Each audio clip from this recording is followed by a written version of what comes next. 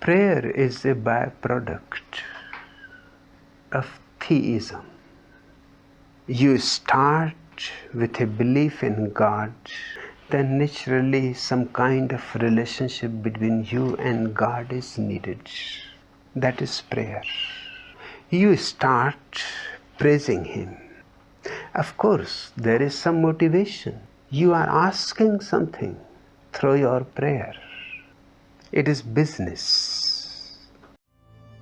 Prayer means you're telling God what to do. You think you're God's consultant. Even if you just examine the prayers on the planet, this says everything about the adults.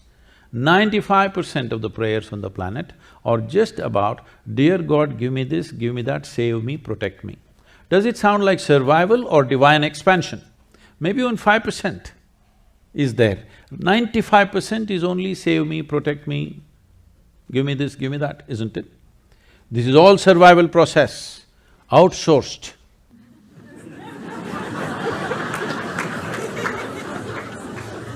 I think the act of praying can be quite therapeutic in itself. The act of praying is a contemplative act, and if it gives comfort to people who have perhaps somebody who's very ill in their family, then that's a good thing. But personally, if I'm in hospital and somebody says, we're going to pray for you, I think I'm a goner. I mean, you tend to pray, I'm going to pray for you means there's nothing else that man can do, and I personally would prefer and that not to happen. I, of course, sympathise with that. I also think that prayer can be, if we're not careful, a statement of defeat. I like the idea that if I was diagnosed with an illness, I wouldn't be praying, I'd be researching on the internet, I'd be drinking this juice, doing that exercise. I like prayer can be, I think, for people who are perhaps supine to destiny, and I like to think maybe it's hopeful that actually self-determination is what gets you through. And I just completed a project with one of the leading experts in the UK looking at papers that were paid for by the National Institute of Health in the United States, big research projects to investigate whether prayer works or not.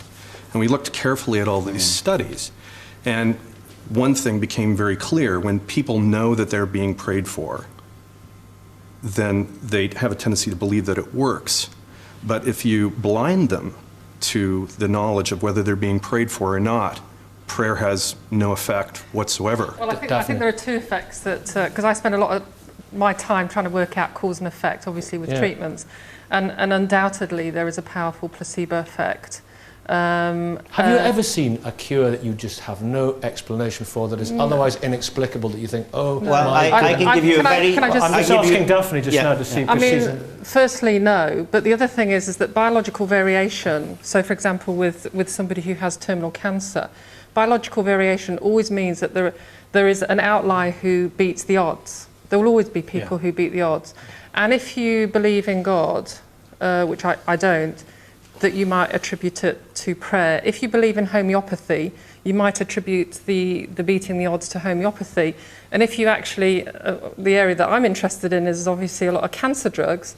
It's sometimes people apply that benefit to a cancer drug, and the drug companies will probably like that too. So I cannot believe that there is a, there is a cause and effect. Spiro's going to give us a... Spiro's desperate to give us a story. If we look at what's happened in Libya, if we look at what's happened in large parts of the Middle East, the people who rose up against their despotic rulers, had they simply prayed, they would still have the same ruler. They have taken action, and my concern is that some people pray rather than taking action, because it's about what will happen in the next life, rather than actually making things better in the current. It's just about asking...